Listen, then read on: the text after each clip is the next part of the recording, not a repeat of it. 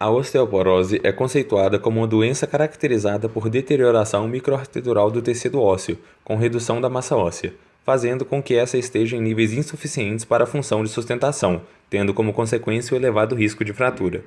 Tal deterioração deve-se a fatores que interferem na formação óssea, que podem ser divididos em dois grupos: fatores intrínsecos e fatores extrínsecos.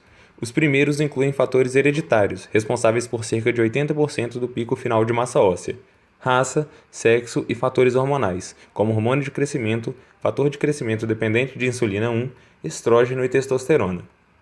Os fatores extrínsecos, por sua vez, dizem respeito a aspectos nutricionais, fatores mecânicos, hábitos, presença de doenças crônicas e uso de medicamentos. O tecido ósseo surge basicamente da diferenciação de células mesenquimais da lâmina lateral somática do mesoderma intraembrionário. O crescimento ósseo em estados iniciais deriva de dois processos, membranoso e endocondral. No primeiro, se trata da diferenciação direta das células mesenquimais em células ósseas, e no segundo, células cartilaginosas são gradativamente substituídas por células ósseas. O padrão morfológico de cada osso é determinado, entre outros fatores, pela expressão de genes ROX, pela combinação cinética de fatores de transcrição que definem padrões específicos de expressão e pela participação de moléculas sinalizadoras, as quais induzem a diferenciação de acordo com a posição que essas células ocupam ao longo dos eixos corporais, como o eixo céfalo-caudal. As células ósseas podem ser divididas em osteoblastos, osteócitos e osteoclastos.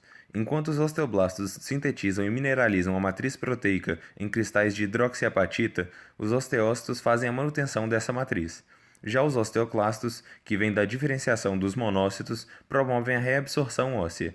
Assim, há uma constante remodelação tecidual. Entretanto, o equilíbrio entre a síntese de absorção óssea encontra-se alterada em indivíduos com osteoporose, que pode ser ocasionado pelo aumento da atividade dos osteoclastos, o que provoca diminuição na massa óssea e densidade, propiciando um aumento de fraturas.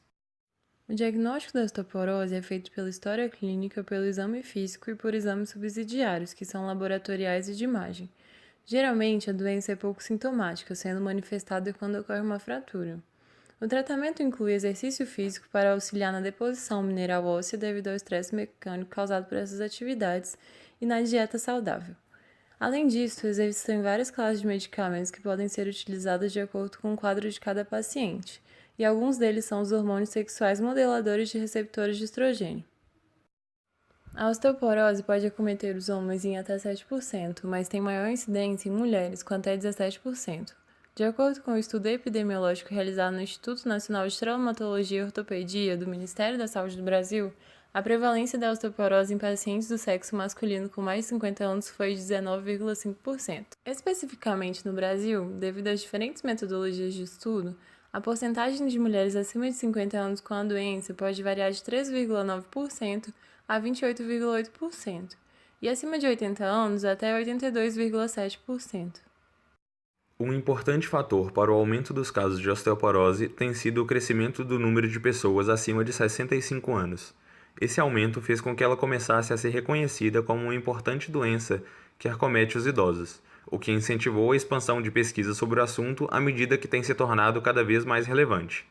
Outro prejuízo da osteoporose à saúde se dá com o medo de cair e dificuldade de realização de atividades sociais, fatores que contribuem para o aumento de ansiedade e a baixa de autoestima, prejudicando também o psicológico dos pacientes, como mostrado num estudo realizado na Clínica Escola da EMESCAN, de tal forma que se fazem necessárias intervenções sociais para reduzir esses medos e inseguranças, melhorando a função social e mobilidade dessas pessoas.